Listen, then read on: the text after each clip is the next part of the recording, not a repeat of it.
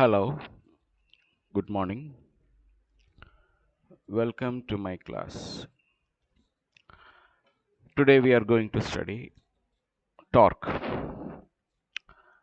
So, what is torque? Torque is a measure of the force that can cause an object to rotate about an axis. Like force causes an object to accelerate in linear motion, torque causes an object to acquire angular acceleration.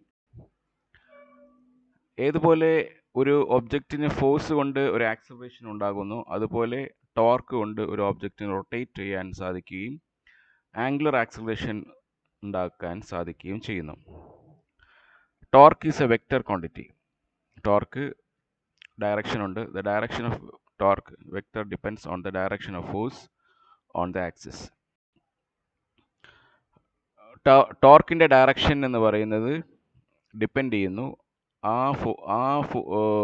ഏത് ഫോഴ്സിൻ്റെ ഡയറക്ഷനെ depend ചെയ്യുന്നു. Anyone who has ever opened a door has an intuitive understanding of torque. When a person opens a door, they push on the side of the door farthest from the hinges. Pushing on the side closest to the hinges requires considerably more force. Although the side closest to the hinges requires considerably more force. Although the work done is the same in both cases. Larger the force would apply over a small distance. കതക് തുറക്കുമ്പോൾ നമ്മൾ ഏറ്റവും അകലെ നമ്മൾ force കൊടുത്താൽ വളരെ എളുപ്പത്തിൽ തുറക്കാൻ സാധിക്കും. അതേസമയത്ത് ആ ഹിഞ്ച് എന്ന് വെച്ചാൽ നമ്മൾ വിയാവരി, അതായത് ആ കതക് കണക്ട് ചെയ്തിരിക്കുന്ന ഭാഗത്ത് നമ്മൾ തള്ളുകയാണെങ്കിൽ ഒരുപാട് ഫോഴ്സ് കൊടുക്കേണ്ടതായിട്ട് വരും.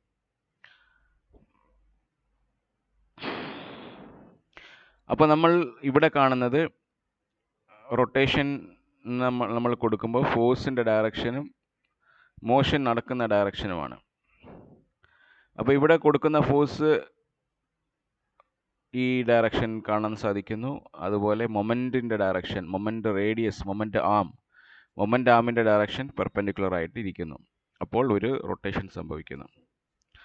രണ്ട് തരത്തിലുള്ള ടോർക്ക് ഉണ്ട്. Torque can be either static or dynamic. A static torque is one which does not produce any angular acceleration. Someone pushing on a closed door is applying a static torque to the door because the door is not rotating about its hinges despite the force applied. Static torque എന്ന് പറഞ്ഞു കഴിഞ്ഞാൽ ഒരു angular acceleration produce ചെയ്യാത്തൊരു ടോർക്കിനെയാണ് static torque എന്ന് പറയുന്നത്. Someone pushing on a closed door is applying a static torque to the door. ഒരു door പൂട്ടിയിരിക്കുകയാണ്, എന്നിട്ട് torque കൊടുക്കുകയാണ്. അപ്പോൾ എന്ത് സംഭവിക്കുന്നു? ആ ഡോറ് തുറക്കുന്നില്ല, ഫോഴ്സ് കൊടുത്തിട്ടും അത് തുറക്കുന്നില്ല. അപ്പോൾ ആക്സിലറേഷൻ ഉണ്ടാകാൻ സാധിക്കുന്നില്ല. അതിനെയാണ് നമ്മൾ സ്റ്റാറ്റിക് ടോർക്ക് എന്ന് പറയുന്നത്. Someone pedaling a bicycle at constant speed is also applying a static torque because they are not accelerating. ഒരാൾ സൈക്കിൾ ചവിട്ടുകയാണ്, സ്പീഡ് മാറുന്നില്ല, അപ്പോഴും അവിടെ static ടോർക്കാണ്. The drive shaft in a racing car accelerating from the start line is carrying a dynamic torque because it must be producing an angular acceleration of the wheels given that the car is accelerating along the track. ഒരു racing car മത്സരത്തിൽ പങ്കെടുക്കുന്ന car accelerating, സീറോയിൽ നിന്നും accelerate ചെയ്യുന്ന സമയത്ത് അവിടെ ഒരു dynamic ടോർക്കാണ്, കാരണം ആംഗുലർ ആക്സിലറേഷൻ പ്രൊഡ്യൂസ് ചെയ്യുന്നുണ്ട്. The terminology used when describing torque can be confusing. Engineers sometimes use the term moment or moment of force interchangeably with the torque. ചില സമയത്ത് ടോർക്കിന് പകരം മൊമെൻ്റ് എന്നും മൊമെൻ്റ് ഓഫ് ദ ഫോഴ്സ് എന്നും എല്ലാം നമ്മൾ ടോർക്കിനെ വിളിക്കാറുണ്ട്. Torque act ചെയ്യുമ്പോൾ ഉണ്ടാകുന്ന radius, the radius at which the force acts is sometimes called as moment arm. Moment arm എന്ന് പറഞ്ഞാൽ the radius, ഫോഴ്സ് ആക്ട് ചെയ്യുന്ന റേഡിയസിനെയാണ് മൊമെൻ്റ് ആം എന്ന് പറയുന്നത്. How is torque calculated? The magnitude of the torque vector for a torque produced by given force is F tau is equal to F dot R sin theta. അതായത് ഒരു force കൊണ്ടുണ്ടാകുന്ന ടോർക്കിനെ നമ്മൾക്ക് ഇങ്ങനെ കണ്ടുപിടിക്കാം, F dot R sin theta. where r is the length of the momentum in the നീളം r ആണ്. theta is the angle between the force vector and the momentum. ഫോഴ്സിന്റെയും മൊമെന്റമിന്റെ ഡയറക്ഷൻ തമ്മിലുള്ള ആംഗിൾ ആണ് theta. In the case of the door shown in the figure, the force is at right angles to the momentum. So the sin term becomes 1. Sin 90 0. നേരത്തെ കണ്ട ഫിഗറിൽ angle theta 90 degree ആണ്. അപ്പോൾ ഇവിടെ sin 90 1 ആണ്. അപ്പോൾ tau is equal to f dot r ആയി. The direction of the torque vector is found by convention using the right hand grip rule.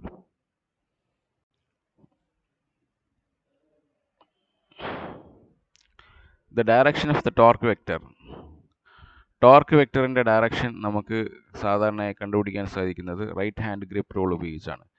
If a hand is curled around the axis of rotation with the fingers pointing in the direction of force, then the torque vector points in the direction of the thumb as shown in the figure.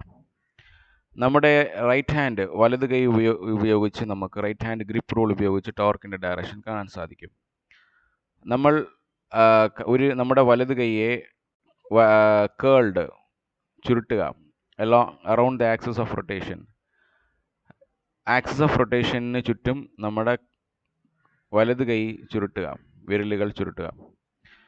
With the fingers pointing in the direction of force. നമ്മുടെ വിരലുകൾ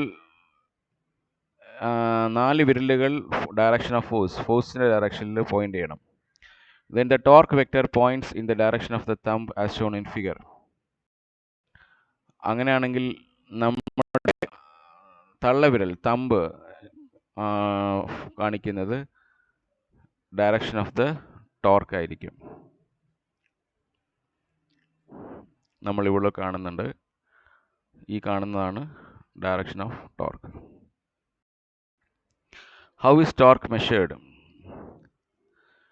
measure ചെയ്യുന്ന unit ആണ് ചോദിക്കുന്നത്. SI unit of torque is newton metre. Measuring a static torque in a non-rotating system is usually quite easy and done by measuring a force. Given the length of the momentum, the torque can be found directly. Measuring torque in a rotating system is considerably more difficult. One method works. Rotating ചെയ്തുകൊണ്ടിരിക്കുന്ന സിസ്റ്റത്തിൽ torque measure ചെയ്യുന്നത് കുറച്ച് ബുദ്ധിമുട്ടാണ്. One method works by measuring strain within the metal of a drive shaft which is transmitting torque and sending this information wirelessly. നമ്മൾ ടോർക്കിൻ്റെ പ്രാധാന്യത്തെക്കുറിച്ച് പറയുകയാണെങ്കിൽ, in rotational kinematics torque takes place of force in linear kinematics. നമ്മൾ linear മോഷനിൽ ഫോഴ്സിൻ്റെ സ്ഥാനമാണ് ടോർക്കിനുള്ളത് rotational കൈനമാറ്റിക്സിൽ. Newton second law F is equal to ma ആണെങ്കിൽ tau is equal to I alpha ആയിരിക്കും റൊട്ടേഷണൽ മോഷനിലെ torque. The larger I, the harder it is for an object to acquire angular acceleration. What is rotational equilibrium? The concept of rotational equilibrium is equivalent to Newton's first law for a rotational system. അതായത് ഒരു Newton's first ലോയിൽ എന്താണ് ഒരു concept of rotational equilibrium is an equivalent to newton's first law. ഒരു rotational സിസ്റ്റത്തിൻ്റെ first law ആണ് rotational equilibrium എന്ന് പറയുന്നത്.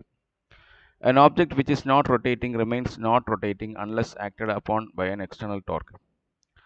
ഒരു വസ്തു റൊട്ടേറ്റ് ചെയ്യാതിരിക്കുകയാണെങ്കിൽ അത് റൊട്ടേറ്റ് ചെയ്യാതെ തന്നെ നിലനിൽക്കുകയും അൺലെസ് എപ്പോൾ വരെ അതിൽ ഒരു ബാഹ്യമായി ഒരു ടോർക്ക് ആക്ട് ചെയ്യുന്നത് വരെ, അതിൽ പ്രവർത്തിക്കുന്നത് വരെ. Similarly an object rotating at a constant angular velocity remains rotating unless acted on by an external torque.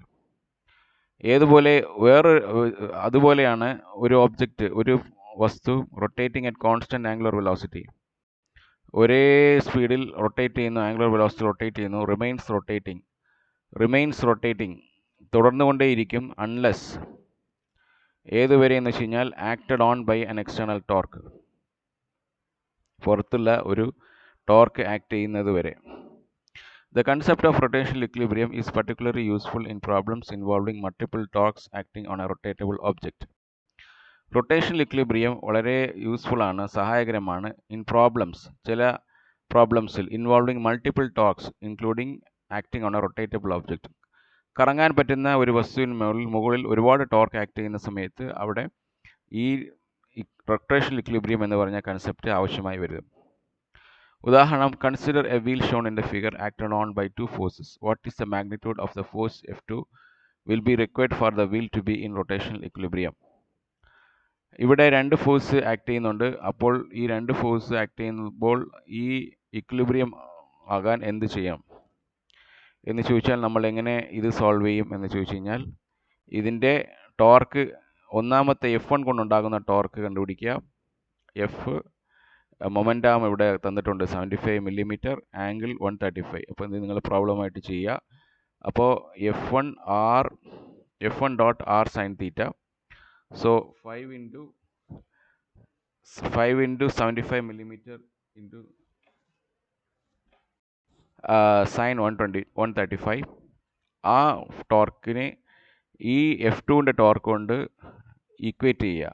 എന്നിട്ട് തീറ്റ കണ്ടുപിടിക്കുക, അല്ലെങ്കിൽ F2ൻ്റെ വാല്യൂ കണ്ടുപിടിക്കുക. ഇവിടെ F1ൻ്റെ വാല്യൂ തന്നിട്ടുണ്ട്, F2ൻ്റെ വാല്യൂ കണ്ടുപിടിക്കുക. അതുപോലെ how does torque relate to power and energy? There is a considerable confusion between torque, power and energy. For example, the torque of an engine is sometimes incorrectly described as its turning power. അതുപോലെ torque, ഒരു ഇഞ്ചിൻ്റെ torque എന്ന് പറയുന്നത് ചില സമയത്ത് turning power ആണെന്ന് പറയാറുണ്ട്. പക്ഷേ torque and energy have the same dimensions. They are not a measure of the same thing.